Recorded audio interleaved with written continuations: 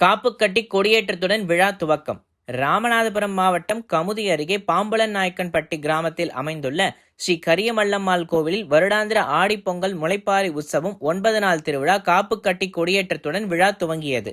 முன்னதாக கரியமல்லம்மாள் உருவம் பொறித்த கொடிப்பட்டத்தை புடைசூழ பாம்புலன் நாயக்கன்பட்டி கிராமத்தின் முக்கிய வீதிகள் வழியாக கிராம பரிவார குலதெய்வங்களின் ஆலயங்களைச் சுற்றி மேளதாளங்கள் முழங்க வலம் வந்து கரியமல்லம்மாள் ஆலயத்திற்கு கொண்டு செல்லப்பட்டது.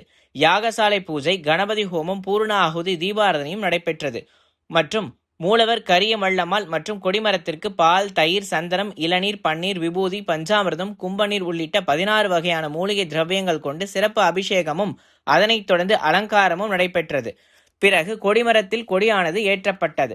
அதனைத் தொடர்ந்து ஏராளமான பக்தர்கள் தங்களது கைகளில் மஞ்சள் கயிறு கட்டி காப்பு கட்டி விரதத்தை துவங்கினர். இந்த கொடியேற்ற நிகழ்வில் ஏராளமான பக்தர்கள் கலந்து கொண்டனர். அனைவருக்கும் கூழ் பிரசாதம் மற்றும் அன்னதானம் வழங்கப்பட்டது.